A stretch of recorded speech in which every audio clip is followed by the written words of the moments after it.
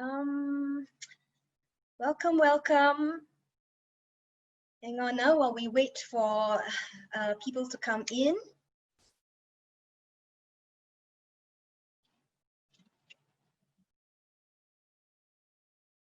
Okay. All right. Now, good afternoon, everyone, and thank you for joining us today. My name is Grace, and on behalf of all of us at Job Street, we'd like to welcome you to today's session of Ask the Expert series. Okay, now for this session, our two speakers will be sharing on the topic of job interview, as well as the latest government initiatives that are available to all Singaporeans. Okay, now just a minute.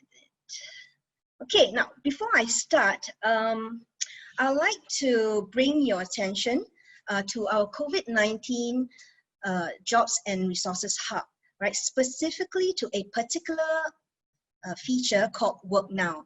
Okay, now this feature itself, all right, is especially useful for those who are currently looking for a job, right? As it will help to highlight, your profile to employers when they come into our database to look for potential candidates to recruit. Okay, now this is available to all Job Street members, right? And all you need to do is to just enable the feature, and it only takes 2 simple steps. Okay, I'll walk you through. Now, first you need to go into our COVID-19 microsite. You can either scan, you see the scan here, all right? You can scan to go in either through your mobile, right? And then, or you can go to our website.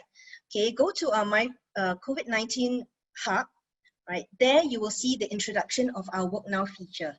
Okay, then all you need to do is click on Update My Profile Now, right? Our system will basically prompt you to log into your account. So in other words, you must have a Job Street account. Okay, now once you do that, okay, your profile will automatically be updated with the Work Now hashtag. After which, the next step you do is to go into your privacy setting, because by then you're in your account, right? So go into your privacy setting, enable yourself to be searchable by employers, right? And click Save. That's it. Okay, so in enabling this, basically this Work Now feature, right, you're actually making yourself more visible to employers, right? Because when employers come to our website and look for potential candidates within our database, they will be able to see that you're available for work immediately. Okay, so that's all I need to share here, but if you have any questions, in fact, on this particular feature, you can just, key into the Q&A at the bottom of your screen. All right, we will address all questions at the end of the day. Okay, so now let us move on with our webinar. Our first speaker is Ari from Human Synergy, and she will be sharing with us about what we all need to know about job interviews, especially in today's context. Okay, because with the safety measures in place, companies are right now arranging for interviews to be conducted remotely. Okay, but along the way during her presentation, right, should you have any questions that you would like to ask her, drop them down in the Q&A, right, and then we'll address all your questions during our Q&A segment. Okay, so now without further delay, I'll pass the time over to Ari. Thank you very much, Grace, for that introduction, and thank you very much, Job Street, for having me here. Also today, I'm very excited. So hello, everybody. My name is Ari, and probably let's get my screen sharing so that we can focus on what we're going to be looking at today. Okay. All right. So, well, welcome to the webinar. We're going to be talking about the new normal in today's job interview. Now, when Grace first shared with me, about the number of people that have registered for this webinar today, my first thought was, wow, this is really exciting. Everybody wants to learn about it. It also dawned upon me that I was wondering whether people also registered for this webinar because they were thinking, why does the presenter has such a long name? All right, so I just wanted to put some of you out of misery if you came for the second reason. My long name is actually thanks to my dad, but I'm actually born and bred right here in Singapore. So I'm a very proud Singaporean. And what my background is that I am a people developer. So what I do really is to help organizations and individuals build capability, which is especially even more important in today's VUCA world. And particularly my past experience has brought me through HR, where I've seen, bulk of talent development. I've also done recruitment in those aspects there. I'm also currently a career coach with Avoda People Services, where we help job seekers to seek meaningful careers. And also in my capacity, it's Human Synergy. I'm a training and process facilitator as well. So with these three, all these combinations here, this is the perspective that I hope to offer you today, especially when it comes to the new normal in job interviews. So let's kind of dive in, and to make sure that it is a fruitful experience for everyone here, it's not going to be just me talking to myself, but there's going to be some polls for you to be engaged and interacting with us as well. So there are a couple of polls that's set up, so do participate so we can also hear from you, and we can also see who are the other participants in this room and what they think about their thoughts in the polls. All right, so please no recording or reposting on today's content, because really we want to collaborate with JobStreet, and also JobStreet will be posting this webinar and online in their YouTube website. So do look out for that one. And you don't have to scramble but worry about slides, because we will be sending you the slides after today's session as well. All right, so as Grace has mentioned, if you'd like to ask any questions, please feel free to ask them in the Q&A, and we'll get back to them. So if any burning questions, myself will be really glad to share that with you. So let's put into our focus today, job interviews in today's context. That's what we're going to be primarily talking about. Grace has also given, an introduction into, the type of interview. She gave a prelude to that. We're also going to be talking about the essentials that we need, the basics that still hasn't changed. And of course, we're going to come into the topic about virtual interviews, which seems to be the new normal these days. So to get us started and to get a feel of the audience that we have here, there's over 400 over of you here, I'm going to be showing you a poll very soon. And the question is going to be this, all right? So since January 2020, this year, what kind of interviews have you encountered the most, okay? So there are 4 options there: face-to-face with regards to, in-person interviews. Have you done it over the phone? Or have you done it over video, which is a one-way pre-recorded? Or is it virtual live? Okay. So which ones have you encountered the most?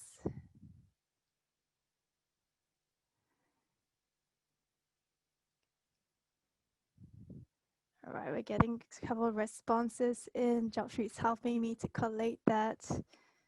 Love to hear from you what you think, yeah?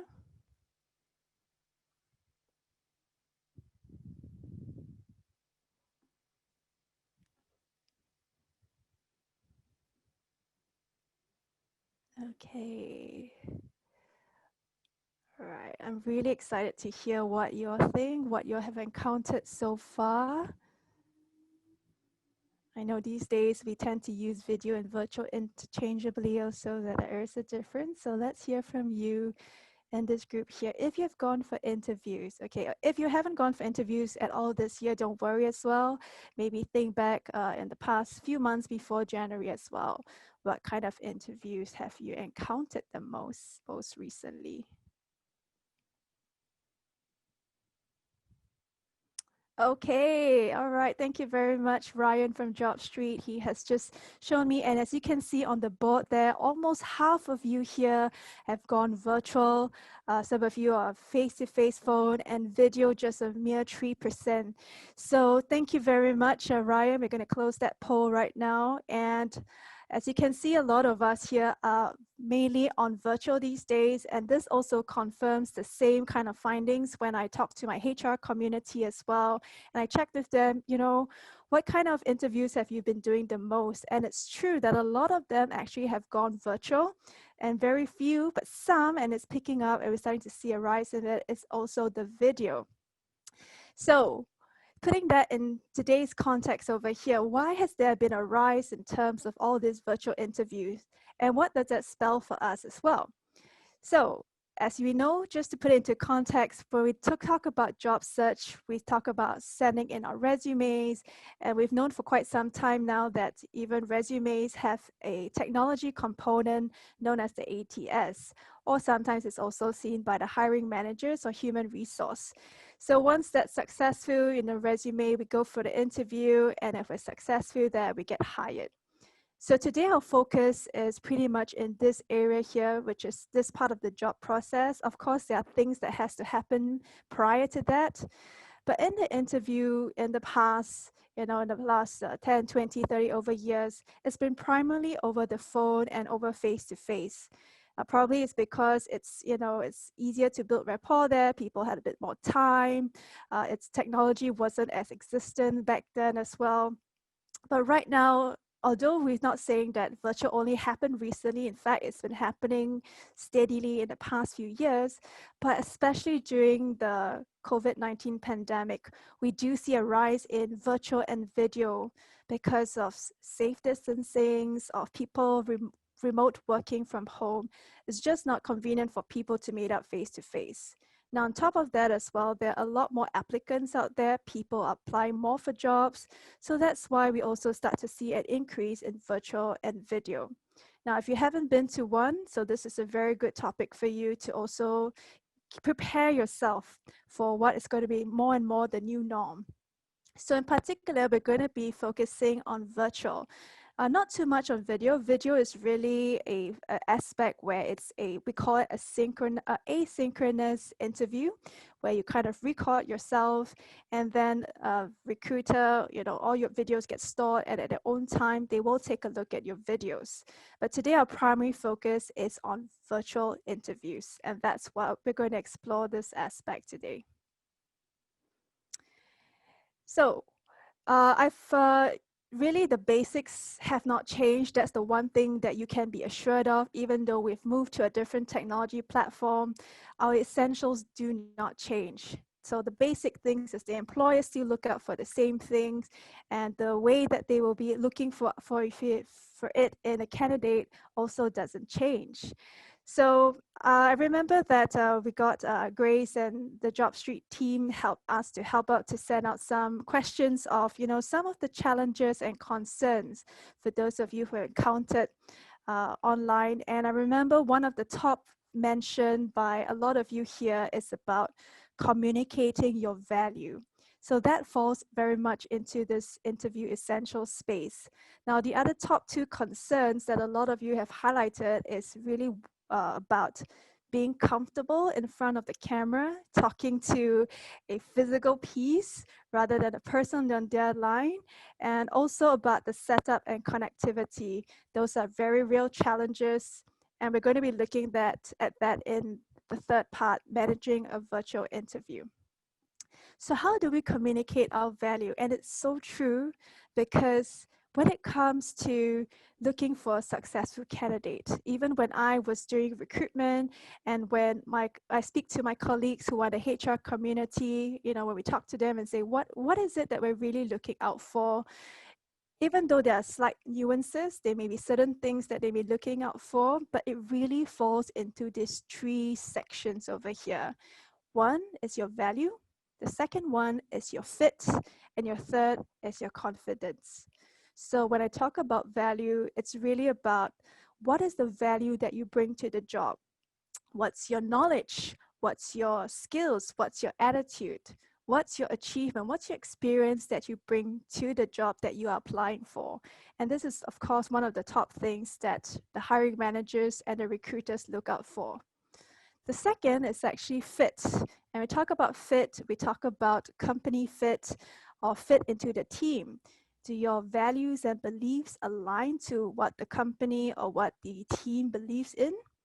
So let's say, for example, now one of the up and coming or one of the very popular industries is healthcare.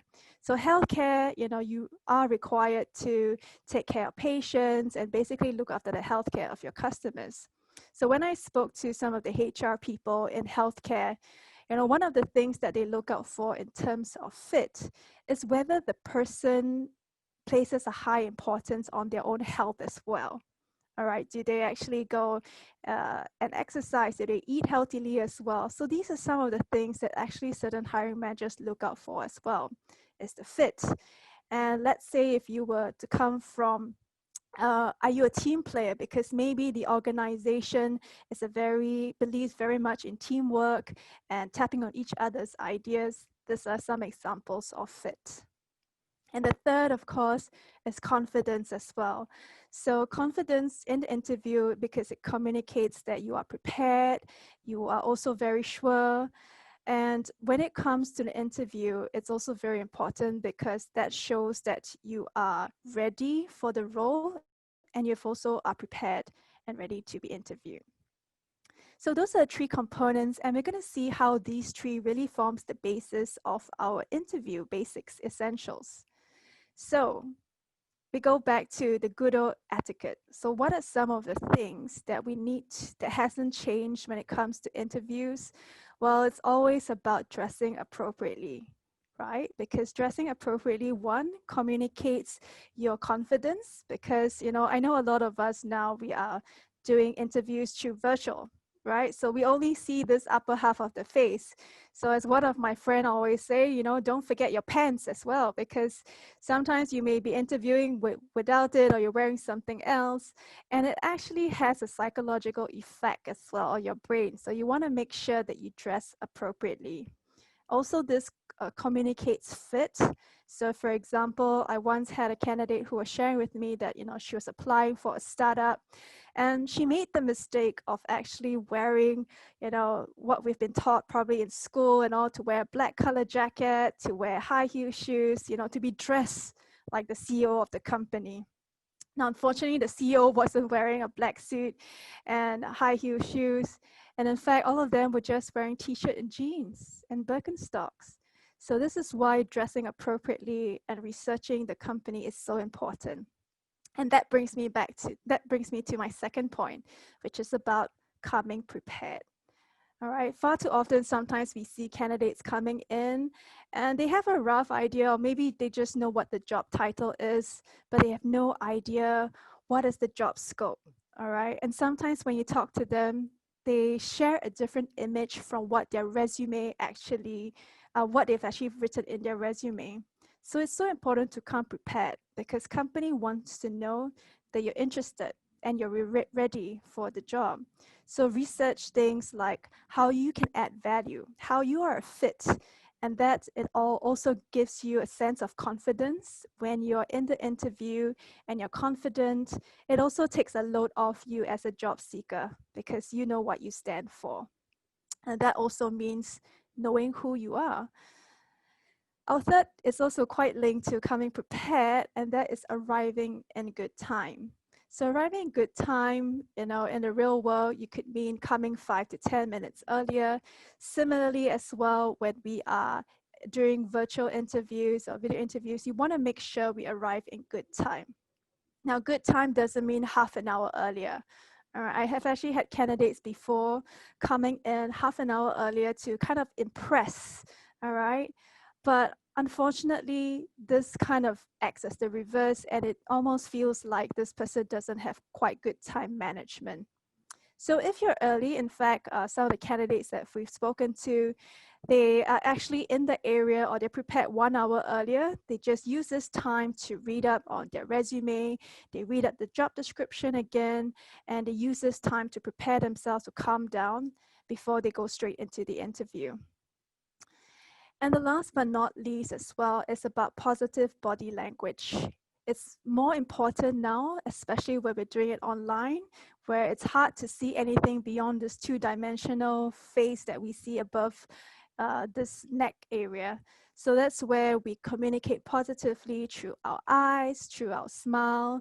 And even if you're on the phone, all right, you'll be surprised that you can even tell when somebody is smiling, enthusiastic, or somebody sounds that they're very dull, they're scared, and they're nervous. All right. So one little trick where in the company we work, that the call centers do, and something that probably as job seekers you could pick up, is to put a mirror right near where you'll be interviewing and make sure you smile, or you can put little notes around your area that you're interviewing to just remind you to smile and to be confident. So these four are some of the very basic etiquettes that we can prepare ourselves to communicate our value, our fit, and our confidence. So the next we move on is really when we're in the interview, there are certain things that we can prepare for. But of course, these days, recruiters' hiring managers themselves are also getting more savvy. So while they have different type of questions that they may want to ask, in fact, you can probably do some research online. I think JobStreet has a company review portion where you can go and take a look at what people have probably shared about the interviews they have been to. There's some that interviewers don't stray away from. And in fact, when I was reading some of your survey responses as well, you've also mentioned this: how do I convey my achievements in a very structural way, etc. So if I were to give you $1 to get this correct, what do you think is the top question that job seekers are always asked? Always. Okay, I'm going to let you probably have 10 seconds to think about it, all right, before I'm going to show you what is the most common interview question. Okay, and this could arrive in various forms. And the first one is, if you said, tell me about yourself, you are correct.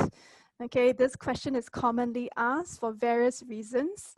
Sometimes recruiters ask it because they may not have anything, they have not have an idea what to ask you yet, but through your answer to tell me more about yourself, we actually get an indication of questions that we could possibly ask you and to dive more into. So this one, when I interviewed a candidate before, I once had a candidate, when I asked the person, tell me more about yourself, the response was, this person was telling me more about their family at home, that they had how many brothers and sisters, what their hobby was, what they like to do on the weekends. And you know, the funny thing was, I had to check my calendar to make sure this was a job interview and not a dating marriage interview, you know? So we need to be very focused on how we answer this. And I know some of us struggle. What should we say? So if I could break it down, one of the ways that we could do it is to break it into past, present, and the future. So we talk about our past. You know, we spend maybe 50% of the time we talk about past, our achievements we've done in the past, some of the knowledge, the skills that we've done. Then we move on into the present. What are we currently doing right now? Our knowledge, again, our skills, our experience. And then there's another part as well that we can talk about, and that is our future. What is our motivation or our value add that we hope to achieve? And how does this job that we are applying for right now is something that can help us to do that, and we would definitely like to contribute to. So past, present, and the future is one of the ways we could address this. The second question that I think we hear very often is, what are your weaknesses? And it's not a trick question. It's really the recruiter just wants to really understand, how self-aware are you? Now, the downside to this is some people share, and I must admit that sometimes I also, in the past, I used to make this mistake. I either say, oh, I don't have a weakness, or when I share it, it sounds quite superficial, right? At the interview, we want to make sure that we're authentic, and we also want to share that we're self-aware. So some of the ways to really answer that is to really, find out, I've actually spoken to these people in the past, and they have shared some feedback with me about my weaknesses. I think we all should be doing that actively as well to find out how people think. And then what's more important is, what have we done about it?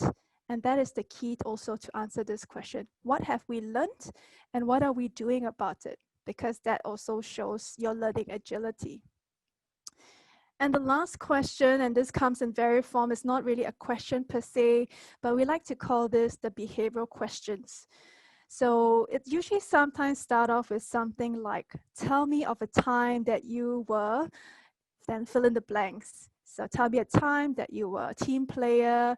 You know, I'm sure you encountered many conflicts at work. Could you share with me, how did you handle it? These are some examples of tell me of a time.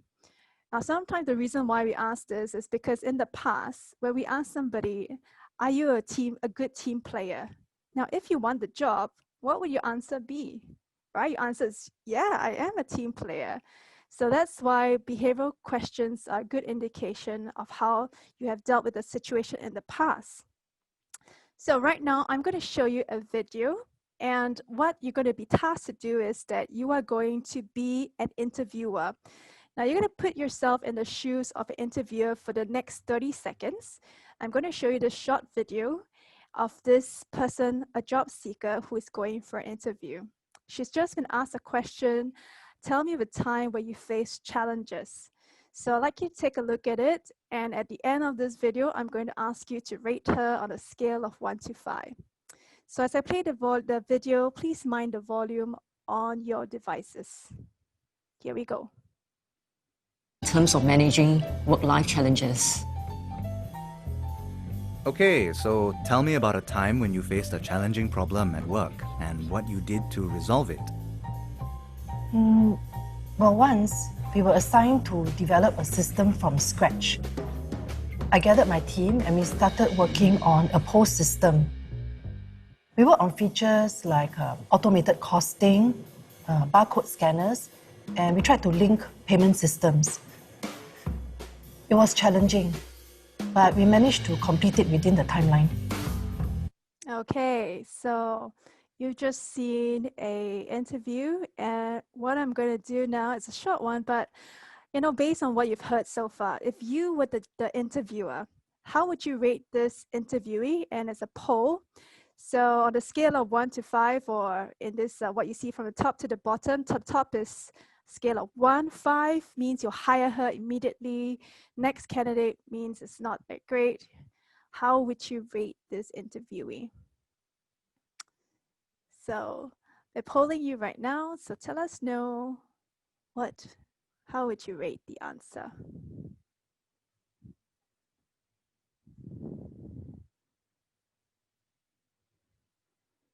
Okay, we'll probably give you another 10, 20 more seconds. So we get an idea of what do you think of the answer?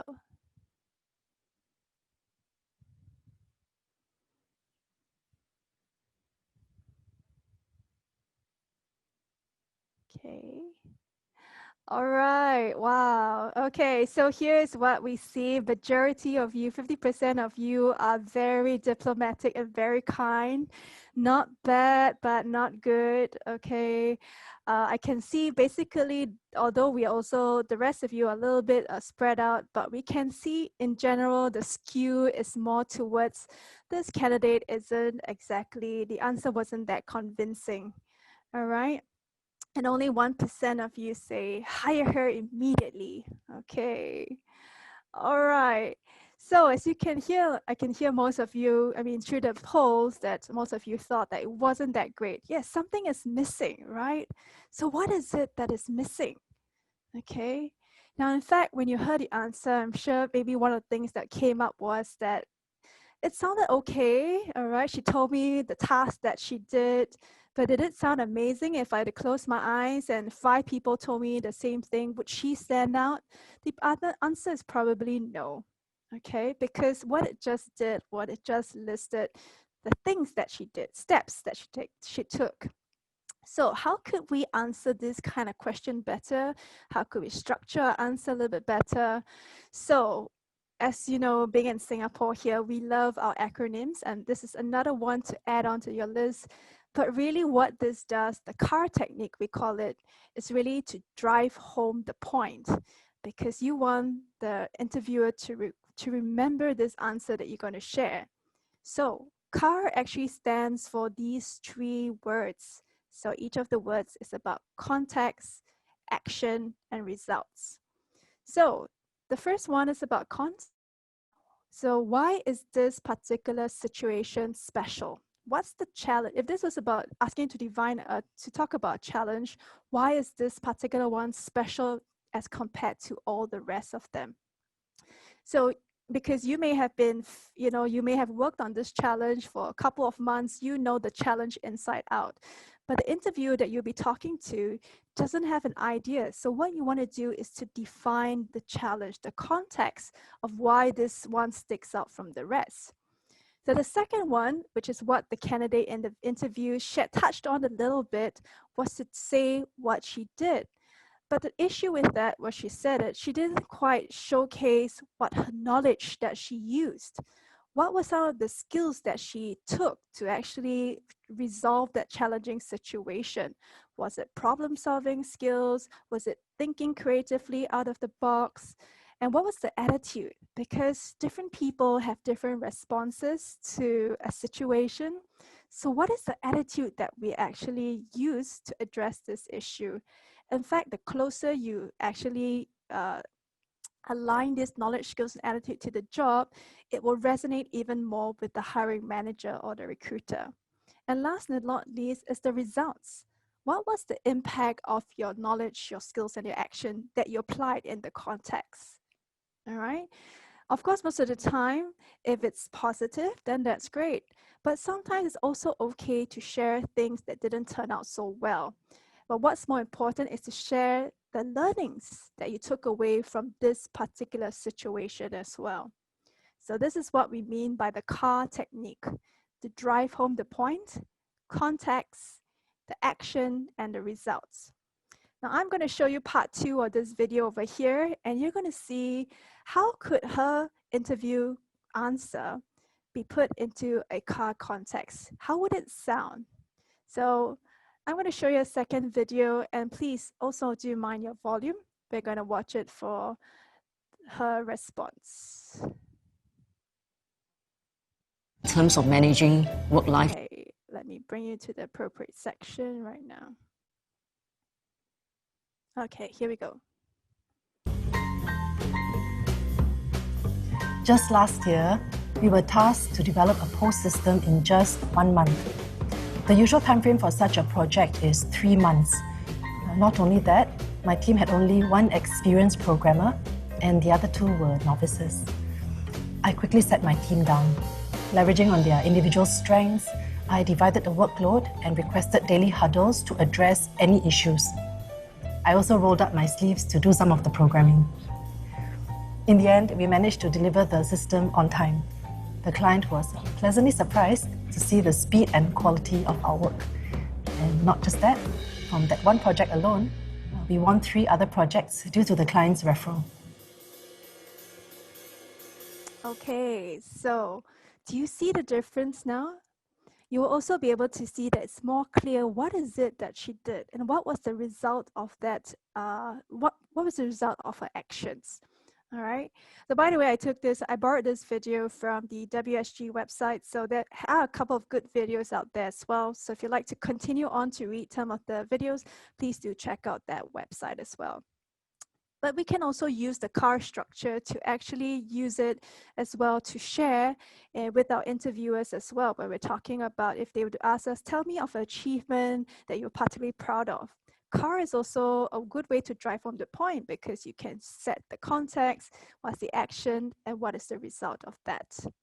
So that section that I've just covered so far basically sums up the basics that hasn't changed, in terms of the interview, where we communicate our value, our confidence, and our fit. So this next part here are some of the things that have actually changed. So what are some of the things that we can manage in the virtual interview? And some of you have mentioned in the survey as well, as I can see here, it's about comfort level in front of the camera, setting up, and connectivity, right? So I would like to reassure you that there are other people that have experienced and have learned from their own experience as well. So as you can see from this next picture over here, are some of the results of people that have actually learned from virtual interviews as well. right? So on the left-hand side, we can see a gentleman that I think we remember he didn't quite dress appropriately, and he wasn't sure about where his webcam angle. The top right-hand side was the person who was in the middle of a meeting and didn't quite let their family members know that they were in the middle of something important, and so distractions come in. And the bottom right as well, sometimes it's about familiarizing ourselves with the platform. So that's where we need to know, otherwise we'll become a potato head. Okay, but I'm sure all these three people have also actually learned from their experience. And so we can learn from their experience too. So the most important thing is about setting up the virtual interview. And I'm going to cover 4 key aspects today. This is not exhaustive, but these are some of the fundamental ones we can look at. So the first is about platforms. And we know, like right now, congratulations, we're already logging into one of those platforms, which is Zoom.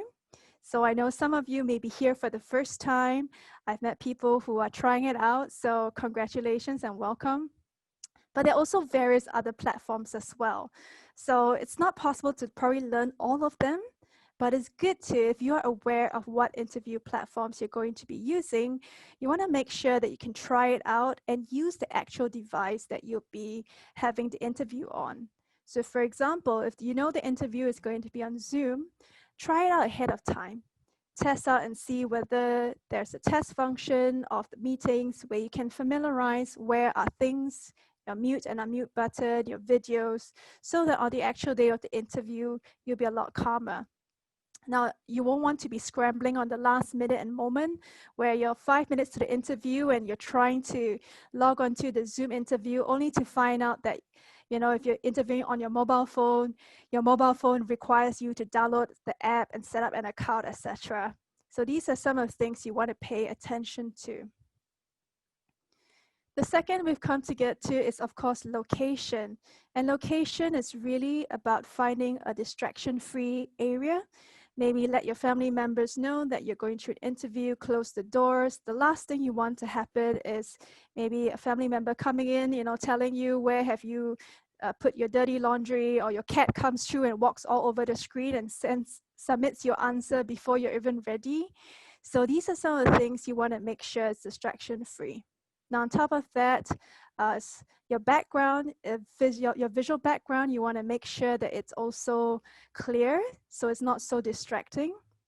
All right, I've come across one of the recruiters was sharing with me that they had experience where a candidate was actually using a gaming headphone, and the gaming headphone had a lot of neon lights blinking like some Saturday night disco, and it was a little bit distracting. Well, of course, it wasn't a be-all and end-all factor. It did play a part in terms of, you know, getting the attention of the interviewer as well. Audio interviews are also audio distractions are also very real. Well, some of us, you know, we have the habit of being plugged into the interview, and we get to hear from as we talk. Sometimes we tend to forget that our mic is perhaps on the computer webcam that we might be using. And I once had a situation where the candidate didn't realize that their fan was blowing directly at their webcam, and there was a whole airplane sounding like a sound in the background because of their fan. So these are some of the things that you want to make sure that it's distraction-free, and that way you can focus on the interview as well. The third part is about lighting and webcam, and sometimes this could be the picture that we might see on the screen where we are sitting with our back against a window because we want to be able to see the interviewer, but unfortunately this also blacks out your face. And if you're also positioning your webcam or your handphone, if you're using a handphone, at a lower position and looking upwards, what happens is, in a sense, this is looking down at the interviewer. Well, not literally, but oh no, it is literally, yeah. But you also don't want, you know, sometimes somebody's nose hair, for example, to really disrupt the interview, because it can do a lot of distraction, right? So what you're looking for is good front-facing light that can actually light up your face, okay? It's a very simple setup. You want to make sure your light is white in color as well, not orangey, because as you know, orangey gives you a romantic mood, whereas white gives you a very clear, very professional experience. So you want to try and do that to find a light that helps you to give a clear visual on during your interview. Okay, we also want to have eye level, so make sure that you have your webcam at eye level. And the last part we talk about here is this is so common. You know, we say your video is very jerky. Could you repeat that again? Your audio is breaking up. This all could be relating to bandwidth, and it's likely the case as well. So if you're having a very important interview where there's a lot of video going on, you want to make sure you free up bandwidth in your house. All right, stop any downloads that might be happening. Maybe if your family members are watching Netflix, could they just take a break, you know, go for a walk first, and then you can have the bandwidth, right? Also placing where your computer is near the modem is also very important. The further you are away from the modem, the worse the bandwidth is. So I'm going to cover some interview tips that specialize for virtual. All right, the first thing, of course, if you can, some of you talked about it as well in the survey, it's about, you know, your eye contact, right? As a job seeker, sometimes I'm also guilty of this. Okay, look at your camera, okay? In fact, if you need to, paste a sign at the bottom of the camera that says, look here, to remind yourself, but don't stare at yourself as well, okay? The second one is, of course, to manage your energy and your expressions. We understand, especially in video, you know, it gets magnified, your face gets magnified. So it's very obvious when certain expressions come out, and your energy level. After all, we've been sitting down the whole day and sitting down. It does bring down our energy level quite a bit. So the beauty about having virtual interviews is that since they only see this upper half, if you need to stand up and have the interview, that way it gives you more energy as well. All right, or sit at the edge of your seat so that you can actually get a bit more movement in the upper half of your body. And because we're talking about expressions and all, we want to make sure that, you know, don't forget to mute or unmute yourself. It'll be quite a little bit distracting for yourself if you've been talking for the past, you know, couple of minutes only to realize that you are on mute. Or if the interview is over and you think you've muted yourself and there you are shouting to your family member, telling them, you know, how great or how bad the interview went. So these are some things we just want to make sure that we're mindful of. Now stay calm. Obviously, if tech goes awry, and it happens sometimes despite all the best preparations, things can still change. So we want to make sure we are calm. If you have the number of the recruiter that you've been in touch with, just give them a call to let them know that some things have cropped up. Now, in fact, some companies also give you the opportunity to log in 5 to 10 minutes before the interview to make sure that the tech is all okay as well. Your lighting is fine, the video is fine. If they offer that, please do make use of that, okay? And as always, like I said, Murphy can appear in our interviews. Things may go wrong. So the important thing is to not panic and to really learn from each experience. After all, it is the new normal, right? So it's something for us to get normalized to. It's about practice and just more practice. So in summary, before I hand the time over, is really we talk about job interviews in today's context, and we talk about how some things still don't change, and that's about the essentials that we still need to communicate our value, our fit, and our confidence. And there's some things that we still learn along the way, but that's part of life, and that's something that we'll slowly get used to, and we'll get better at it so long as we have the confidence to try it out. Okay, so with that, thank you very much for listening. I look forward to looking at your questions at the end, towards the end of today's session. And if you'd like to reach out to me, the 2 ways on the screen here, you could reach out to me. Otherwise, I'm going to hand over the time back to Grace. Thank you very much, everyone. Grace, back to you, please. All right.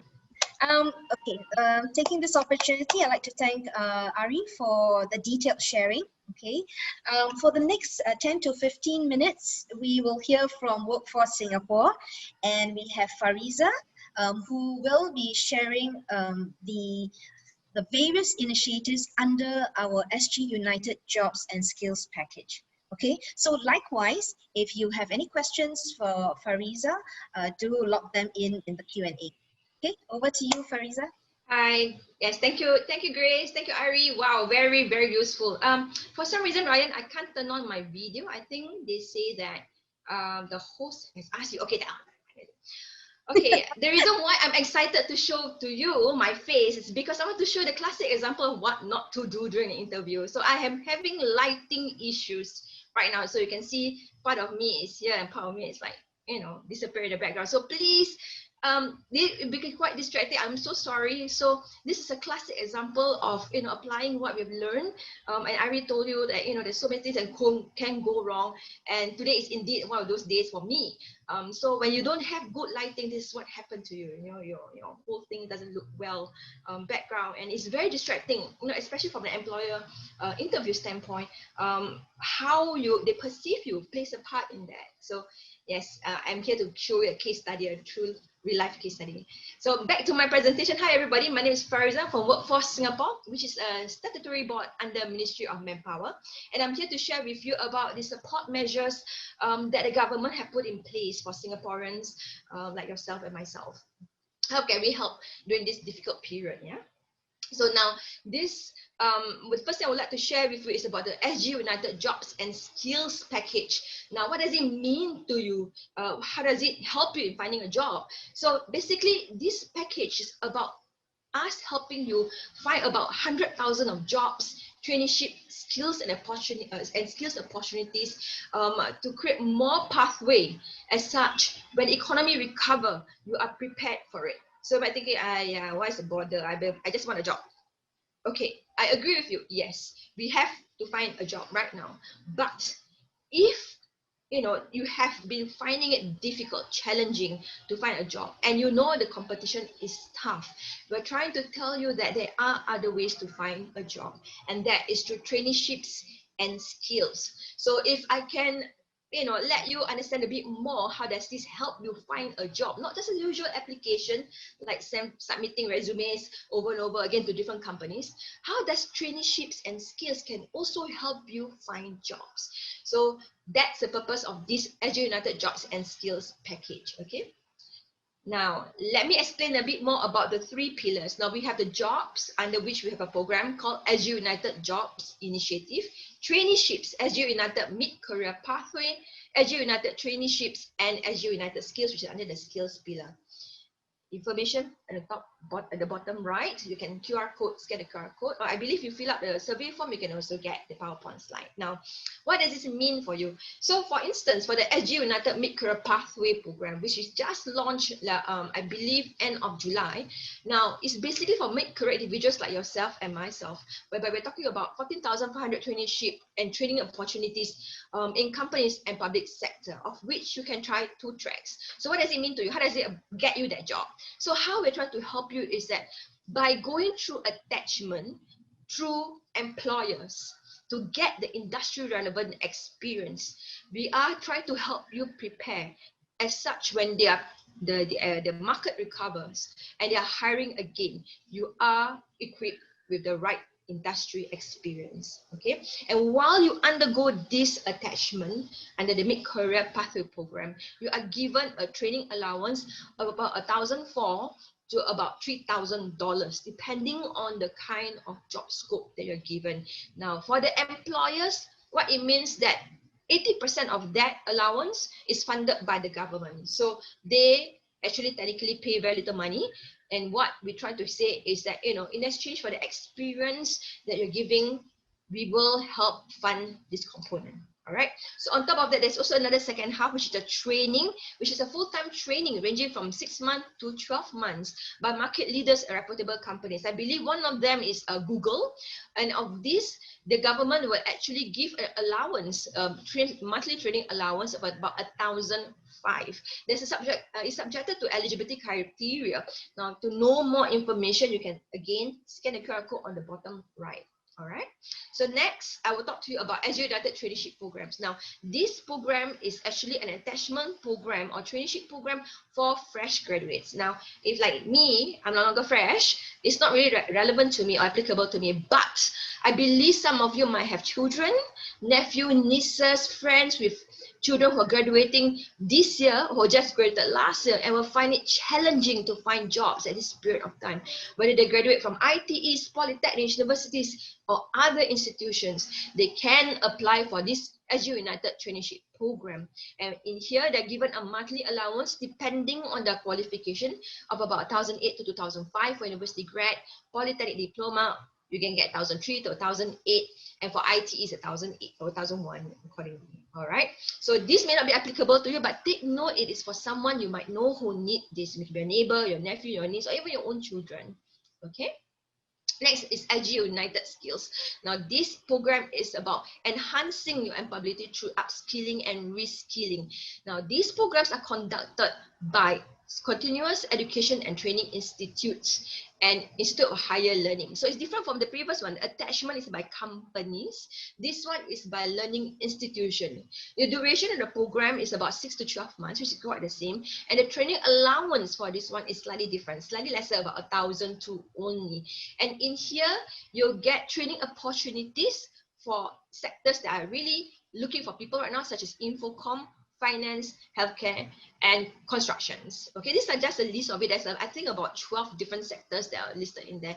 For more information, see which one that you are interested in. Please scan the QR code on the right side of the screen. Okay, so next, I would like to share with you also, we have an upcoming SGUnited Jobs and Skills series being held at Suntec City Convention Center tomorrow and Friday, of which you can learn more about the different programs. Now, if you find that it's so confusing, I don't know what the heck is happening under SGUnited Jobs and Skills package, it's okay. Come down to this event and talk to us.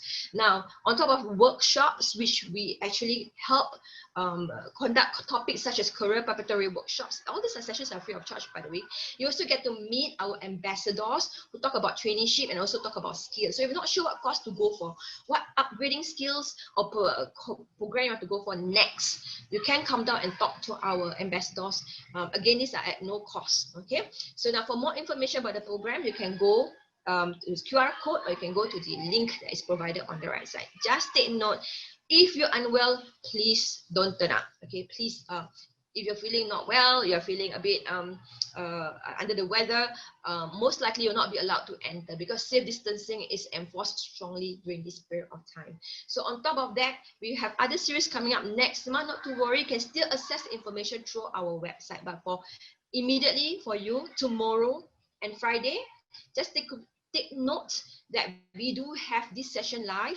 You can talk to someone to find out more on how to tap into the traineeships attachment, or even about skills upgrading. Come down and talk to us. All right.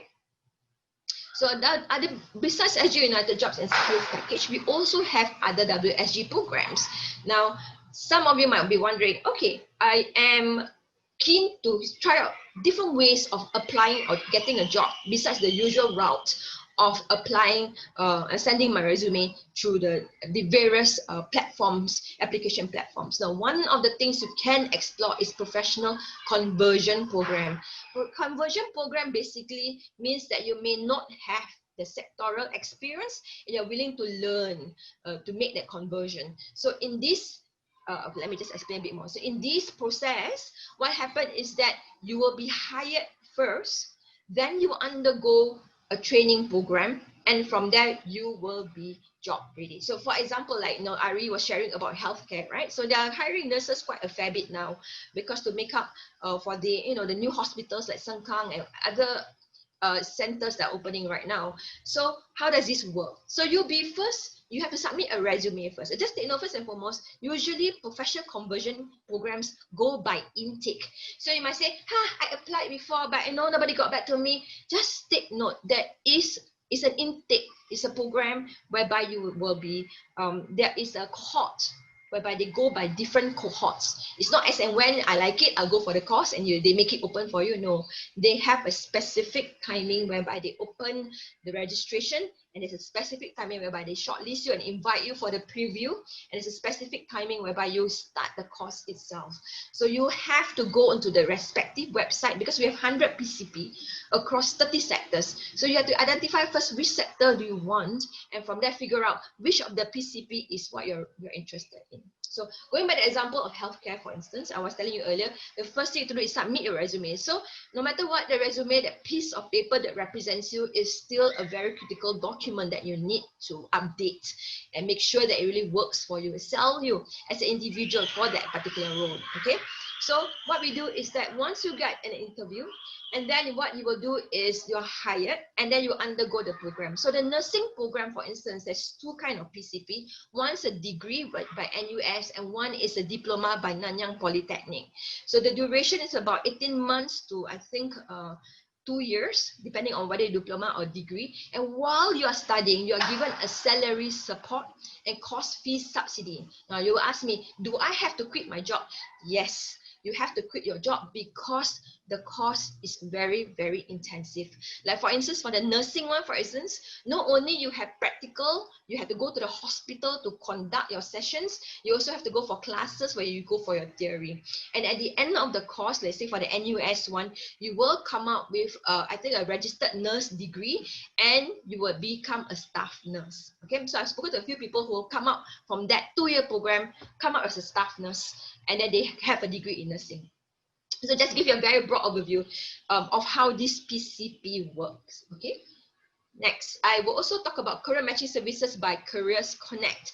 Now, if you are one of those who actually would like to join back the workforce, you have left for quite some time, maybe take care of a family member, you know, maybe you're a working mom, and then you have to take a 2 years break because you have children, and then now you want to join back the workforce, and then you want to make a career switch, but you don't know where to go, or you're looking for long-term career goals, you can talk to our career coaches at Careers Connect, again, free of charge, and then you can get some form of guidance. Now, we also, remember I was sharing with you about the career preparatory workshop that we will have for tomorrow and the day after at Suntec. Yeah, so a snippet of it, because actually the workshop is actually very long. You can have a flavor of how it's conducted at tomorrow, see whether it's really useful for you. Okay, so to know more, you can actually come down to our 3 centers, which is located at Paya Lebar, Tampines, our Tampines Hub, and Woodlands Civic Center, or you can to the SGUnited Jobs and Skills Centers, which is located at 24 HDB estates all around Singapore. Okay, you can also keep a lookout for our Careers Connect on the go van, or call our hotline at 6883-5885. Now, if you are not interested in any of this, you just say, I want someone to get in touch with me. Yes, you can. Just scan the QR code on the left side. There's 2 QR codes. One of it brings you the information. The one talk to you. The other one tells you of leave some information about yourself, and we'll try to get back to you as soon as we can. Okay. Now, there's also this component called career trial. So short-term career trials that last about 140 hours. 480 hours. So you will get a chance to figure out whether this is where you want to go. And while you undergo this training program, what you are being paid about $7.50 to $15 per hour, and that is dependent on whether you are doing part-time or full-time basis. Now, with that, after that duration of the training, you can be offered a full-time job or part-time job at $750 per month or $1,500 per month, okay, depending on what your scope or description that you're applying for. Okay, so the advantage for you is that there is a one-time of $500 incentive if you stay on the job for at least for 3 months, and if you stay on for another 6 months, it's an additional $1,000 for you. Okay, so for more information, you can scroll down bottom right QR code. Okay, next is PMAT. So if you're interested to join SMEs, if you're a PMAT, Professional Managers Executive Technicians, you're interested to enter the SMEs, you can do so. And there are partners that we work with, such as the Singapore National Employer Federation, who can help you match to the particular employer who are hiring. Again, information you can get from the bottom right QR code. Okay, so in essence of it, I have shared quite a fair bit. I'm sure it's very confusing. Not a problem. Just remember, right now, SGUnited Jobs and SGUnited Jobs and Skills Package. Is quite a mouthful. SGUnited Jobs and Skills Package, which is the current program that we're trying to help Singaporeans find jobs, comprised of 3 pillars, of which I spoke about: SGUnited Jobs Initiative, SGUnited Mid-Career Pathway, SGUnited Traineeship Program, and SGUnited Skills. So there are 4 programs that you can consider under SGUnited, as well as 4 programs under WSG, which includes PCP, Careers Connect, Career Trial, and PMAX. Okay, so in total, I shared with you 8 different programs. How else can you get jobs in this period of time? So I'm open to questions after this. I believe, Grace, I'm passing back the presentation to you. So we are opening the section for Q&A now. Yes. Okay. All right. Wow. Okay. Okay, so we'll now move on to our Q&A segment. Okay, and there are actually some questions that are for JobStreet. There are some questions for Ari and for WSG. So for JobStreet's questions, we have actually answered them at the back end. All right, so not to waste time. So I'll just move on to the questions for our speakers. All right. So the first question we have is for Ari, and this one is okay. The question is, for virtual interviews, what would be the appropriate attire? Wow, good question. And because I would say definitely wear a top at the bottom. I mean, it sounds counterintuitive. Of course, you do want to make sure you wear a top and bottom because you do want to be in the right mindset of wearing. And again, it's also, remember, we go back to what the employers look for. It's about culture fit, right? So you want to wear something that makes you feel comfortable, but also fits into the organization. So different teams may have different. I mean, you probably wouldn't go wrong with, for example, the gentleman, you probably won't go wrong with a collared t-shirt, for example. For the ladies, it could be something just as simple as, you know, putting on a cardigan or a jacket. After all, what's most important is you need to manage what's in the screen. But again, like I said, you just remember to put your pants or your skirt on because you will be standing up by accident. I mean, if you do stand up by accident, you don't want them to see, you know, like the example I shared earlier where the person was wearing a pair of shorts. So I hope that brings the answer. I think most of us are guilty of that. We only consider our tops without the bottoms. Exactly. Next question also for you. When a company is casual in their dressing, how casual should an interviewee go? Well, if you're talking in the context of a job interview, which I assume that you will be in that, coming from that perspective, you definitely don't want to be wearing underdress than what they are actually wearing. So you want to be at least smarter than them by maybe slightly one notch up. So if, let's say, they were wearing polo shirts and jeans, you might want to be wearing, for example, a polo shirt with a cardigan or a sweater, or just a polo shirt, for example. But of course, you don't want to be too overdressed, but of course, they won't fault you for being too overdressed. It's just that when it comes to the fit, you know, they might wonder if that was the reason why you didn't understand the fit, or whether it's just because, you know, you really want to impress them. So the bottom line is just don't be too underdressed than the interviewer or the company culture. Okay. Well, I hope that answers to Jenny's question as well. Jenny, you had asked whether, you know, that if unsure, would it be better to be overdressed or underdressed for an interview? So I hope Ari had answered that in her answers, her reply earlier. Okay, so let me see. Okay, next question is for Fariza. There is a number of, let me see. Okay, there is a number of traineeship positions, right? What remunerations, benefits can candidates get? Example, CPF contributions and etc.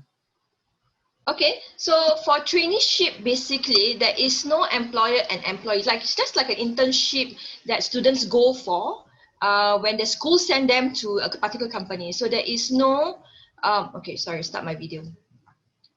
I disappeared. I didn't realize that. Sorry. Let me repeat myself again. So how it works is that there's no CPF because there is no employee relationship. It's just like how you go for internship when you're in school. It's similar to that. That's how the attachment works. Okay, so in terms of other benefits, that is something you have to talk to about the employers, because I think they will have included factors such as working hours, what time you start work, what time you end work, and all these are part of the package of your employment. Yeah. Okay, another question for Ari. How do we answer if we have hiatus either currently or in our job history? Local interviewers seem to target if we have hiatus from regular job history. Okay, so I'm assuming that you're asking that if there were already gaps in your job status, well, and the interviewer asks you to explain, why was this gap, then really it ties back down to, first of all, what is the value? What did you do during this period of time that could add value into the role? Maybe you took this time off to either, upskill somewhere, you took on to perhaps get a qualification, or you took some time to volunteer somewhere. So these are things that you want to communicate your value to. I mean, it's sometimes some people take some time off to take care of their family members as well. So the reason is really to explain what did you do during this time and what have you learned from that could also add value. Okay. We seem to have a lot of questions for Ari. Okay, what if someone lies when using the car technique but appears convincing? Will that mislead HR? Is that a question for me? Yes. Well, I mean, as job seekers, we do strive to be as authentic as possible. Don't forget the people that you talk to are experienced recruiters. They have seen a lot of people, sometimes not just by one question, but there's maybe certain things that give us certain red flags. And that's where you also start to see the recruiter tend to ask a little bit more questions, a little bit more details, or probe from other angles as well. So there's some red flags that somebody is not quite being very forthcoming. But most of the recruiters have recruited a lot of people, so they do get a certain vibe. But of course, if that's the way that a job recruiter, I hope none of the job seekers here do that. But really, you just really want to be authentic. Yeah. Okay. We have another question. Apparently, this attendee had an online interview. All right, and the interviewer said, although they can hear him clearly, but it seems to be lagging, perhaps not in sync. Okay, so actually he's asking, the cause of it. Could it be internet and basically he's using Skype at that time. I think for lag or more on internet, right? Well, it depends. Sometimes it could be like the other day, I think Google had a little bit of outage a few days ago. Yeah. So it did affect the Google Meet, etc. I mean, it really goes back to tech glitches. There are certain things within your control, which is what we covered. You try to be near the internet modem. You try to, make sure you free up the bandwidth. But sometimes even such things, you've done your best. Sometimes the infrastructure itself fails you, and that's really beyond your control. So if such thing happens, you just try and work through it. But if it's really bad, you get disconnected, then that's where, reaching out to the recruiter is going to be important. Okay, another question for you, Ari. In the final round of interview, what type of questions should we ask? Those are good questions, That's a very good question too. So it really depends. I would boil it down to one who and two whats when you want to think about what kind of questions you ask. So when you're in the final round is who are you talking to at this present time? Are you talking to the HR recruiter? Are you talking to the hiring manager? Or are you talking to maybe the CEO? That could be a final round. So knowing who you're talking to also determines the kind of questions that you ask, right? And the second is what. So make sure you ask something that has not already been explained to you before. So for example, if let's say they've asked you, they've shared with you what your day-to-day responsibilities, your question wouldn't be, so what are my day-to-day responsibilities? Because that means that you weren't actually listening in the interview. All right. So and the third thing you obviously want to find out is, what insights do you want to get from the job? After all, you're going to be spending 40 hours over there. Recruiters want, if you're really passionate about a job, you surely are interested to find out more, right? So what are some of the things you want to find out more? So if you're probably for speaking it to CEO, for example, you might want to find out what's the direction, because this is some information that you can get from him, but maybe not from other people that you interview with. So if you're, with a hiring manager, for example, some good questions maybe, for example, is there any feedback for me as a candidate, and how do I compare with your ideal candidate? So this also gives you an idea of how you are faring in the interview. So those are some good examples. If you follow those, who are you asking? What has already been said, and what is it that you really want to know from the job?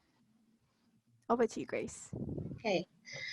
Another question regarding the use of Zoom. All right. Basically, this is from Joey. All right. And the question is it better to use a virtual background, like here, or a real background? Well, Joey, thank you for your question. And right now, even if within the panelists, you've seen really good examples of how it can work out well. Like JobStreet has really great virtual backgrounds. All right, you have a WSG also, if you're trying to brand there. Mine is a real background. So at the end of the day, you just want to make sure that it's not, remember, it goes back to not distracting. So if it presents yourself and it, focus back on you, yeah, it doesn't really quite matter whether it's virtual or it's a real background. Just make sure it's distraction free. Thanks, Grace. Back to you. Grace, can I make a correction, Grace? I think a couple of people asked about the Google traineeship program. Can I correct myself? Actually, I made a mistake. I was just Googling to see whether my information is correct. And apparently, the mid-career programs, training programs, the listed companies doesn't include Google. My apologies for giving the wrong information. I think I might have mixed it up with another program that is under us. So for those of you, because I saw a couple of questions about, I've been Googling about the Google job, Google traineeship program. There's no such thing. I apologize. Yes, it's my mistake. I have given you the wrong information on that. So please take note, the listing is inside the website. You can actually just Google very quickly. You can see who are the training partners under SGUnited Mid-Career Pathway. My apologies again, everyone. Okay. Thank you, Grace. We have a question from Jazu. He's asking, what age group is the mid-career group? What age group is the mid-career group? I'm not too sure what's that question.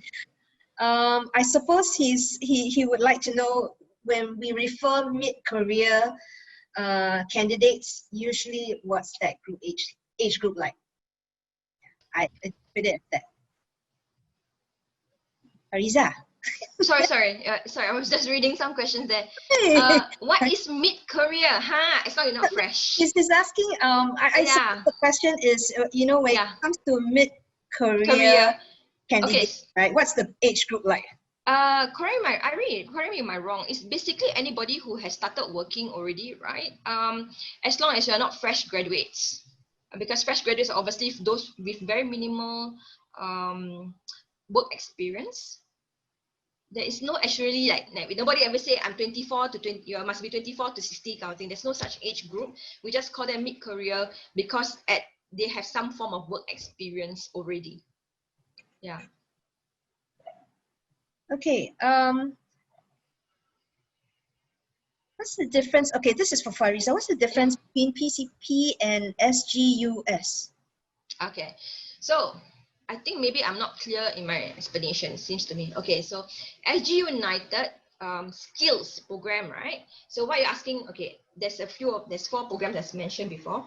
SGUnited Jobs Initiative is when you can apply for jobs through our platforms. And then these could be long-term and short-term jobs. Let me just explain myself again for the benefit of everybody again. SGUnited Traineeships are for fresh graduates. It's an attachment program with companies for them to get work experience. SGUnited Mid-Career Pathway, that's where we have two different tracks. One is attachment, where you are attached to a company and you can go through a relevant training experience.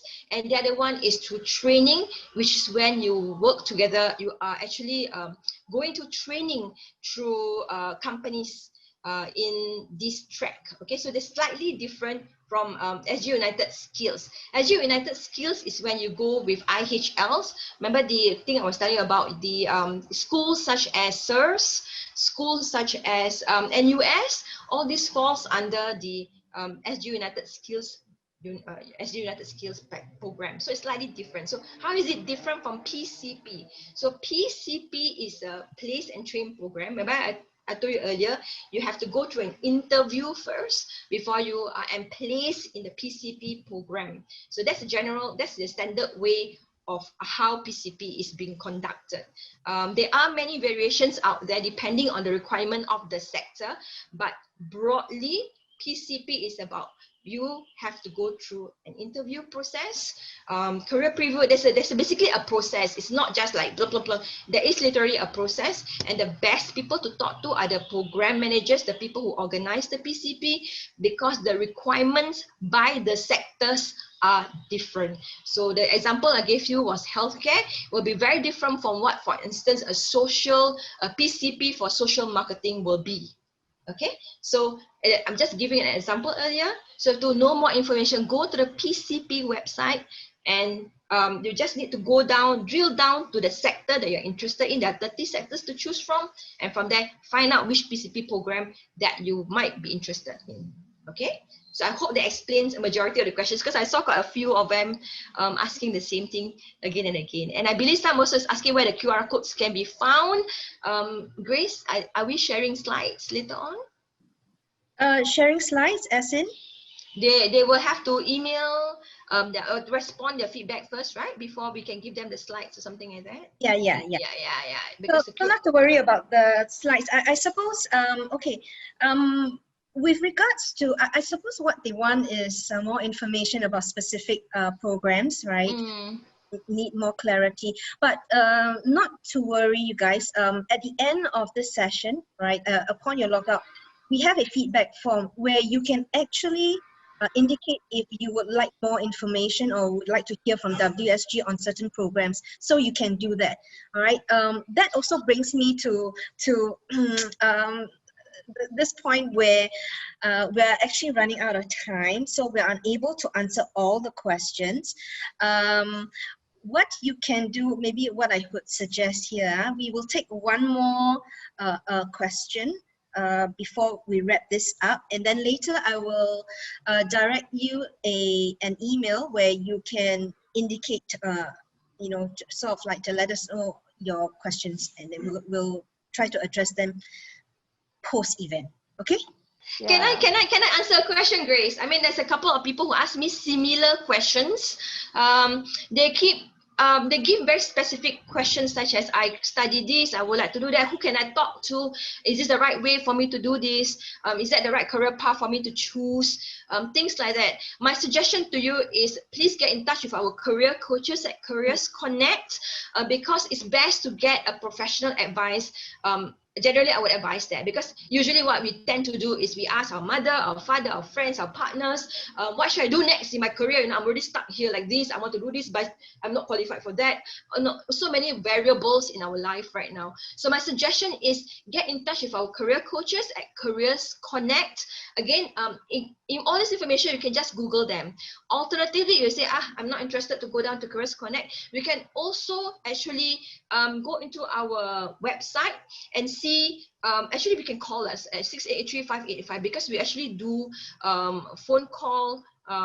We do actually answer through phone calls also. If you feel that, you know, because of COVID-19, you don't want to go down to any of the physical locations. Okay, so just to give you a direction, if I may, in this area, because a lot of people ask me very specific questions like, I study this, I do this, and I want to go here next, or I'm doing this, but I'm stuck. Which one should I choose?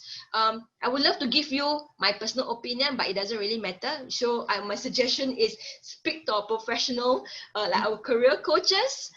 68835 or you can go to our website Careers Connect. Just Google. If you cannot remember, just Google career coaches, and then from there you can, my recommendation, strongly recommend that you have a conversation with the experts in this area.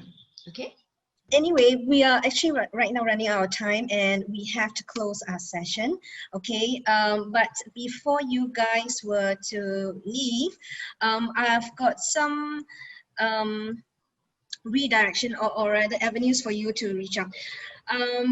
Again, if you're looking for jobs, JobStreet has all the jobs. Okay, come to our website.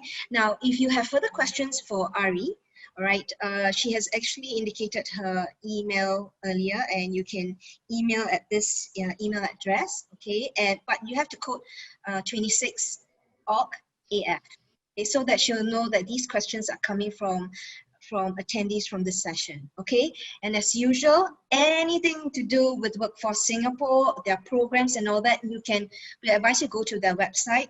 Okay, in fact, their website has got lots of information.